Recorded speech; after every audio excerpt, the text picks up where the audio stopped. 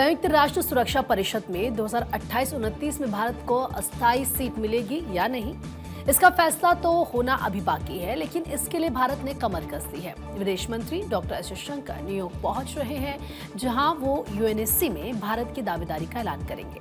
विदेश मंत्री एस जयशंकर बताएंगे कि भारत 2028 और 29 में फिर 2 साल के लिए यूएनएससी का मेंबर बनना चाहता है।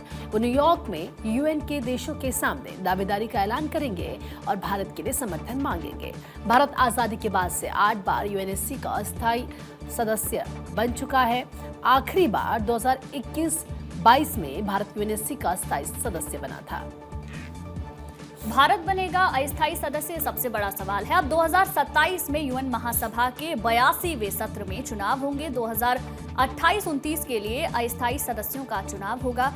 भारत का एशिया पैसिफिक ब्लॉक में अपनी जगह बनाने की कोशिश का ये पहला कदम है। अगर भारत चुनाव जीत जाता है तो वो 9वीं बार यूएनएससी का अस्थायी सदस्य बनेगा। भारत लंबे समय से यूएन में सुधार की वकालत करते आ रहा है। पिछले कई सालों में सरकार ने इस बात पर जोर दिया कि यूएनएससी में ज्यादा प्रतिनिधित्व होना चाहिए, चाहे वो स्थायी सदस्य हो या अस्थायी सदस्य हो। यूएनएससी भारत को क्या साथ मिलेगा, ये देखने वाली बात होगी। भारत के पास यूएनएससी के 5 में से 4 स्थायी सदस्य हैं। अमेरिका, फ्रांस, ब्रिटेन और रूस का साथ भी मिलने की उम्मीद है। हालांकि चीन हमेशा से भारत का विरोध करता रहा है। 2028-29 में मेंबर बनने के लिए अब क्या करना होगा, वो प्रोसेस जरा समझिए। यूएनएससी में 15 सदस्य होते हैं, इनमें 5 स्थायी होते हैं। अमेरिका, चीन, फ्रांस, ब्रिटेन और रूस स्थायी सदस्य हैं। Bahrain, Colombia, Congo, Latvia, Liberia अस्थायी सदस्य हैं। इसके अलावा ऑस्ट्रिया, किर्गिस्तान, पुर्तगाल, त्रिनिदाद और टोबैगो और जिम्बाब्वे अस्थायी सदस्य हैं। अस्थायी सदस्यों का कार्यकाल 2 साल के लिए होता है। हर साल 5 अस्थायी सदस्यों को चुना जाता है। अस्थायी सदस्यों का चुनाव क्षेत्रीय आधार पर किया जाता है।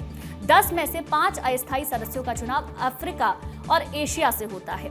एक पूर्वी यूरोप, 2 लैटिन अमेरिकी और 2 पश्चिमी यूरोप से भी किया जाता है। सुरक्षा परिषद में अस्थायी सीट पाने के लिए किसी देश को यूएनजीए यानी कि संयुक्त राष्ट्र की महासभा के सत्र में मौजूद और वोट देने वाले यूएन सदस्य देशों में से 2/3 का समर्थन हासिल करना जरूरी है। अगर सभी 193 सदस्य देश मौजूद हो जाएं और वोट दे दें तो सीट जीतने के लिए कम से कम 129 वोटों की जरूरत होती है। भारत का मुकाबला तजाकिस्तान से है। एशिया पैसिफिक की सीट के लिए दावेदार है। तजाकिस्तान को 57 मुस्लिम देशों के संगठन ऑर्गेनाइजेशन ऑफ इस्लामिक कॉर्पोरेशन का समर्थन हासिल है। इसीलिए 2027 में होने वाले यूएन के चुनावों से पहले जयशंकर का न्यूयॉर्क जाना भारत की सबसे बड़ी कूटनीतिक कोशिशों में से एक माना जा रहा है। भारत अब तक 8 बार यूएनएससी का अस्थायी सदस्य बन चुका है। आजादी के बाद पहली बार 1950-51 में अस्थायी सदस्य बना था। उसके बाद 1967-68 में बना। उसके बाद 1977-78 में, 84-85 में, 1991-92 में, उसके बाद 2011-12 में, 2021 और 22 में सदस्य बना था। भारत अब यूएनएससी में स्थायी सीट मांग रहा है। विदेश मंत्री जयशंकर कई बार यूएनएससी में सुधार की बात कह चुके हैं। उनका तर्क ये है कि यूएनएससी के ढांचे को समय के साथ बदलने की जरूरत है। इस मांग की वाजिब वजह भी है। भारत आबादी, आर्थिक और सैन्य तीनों ही मामलों में बहुत ज्यादा मजबूत है। यूएनएससी में भारत की स्थायी सदस्यता का कई देश समर्थन भी करते हैं। अमेरिका, फ्रांस, ब्रिटेन और रूस भी भारत को परमानेंट सीट देने की वकालत कर चुके हैं।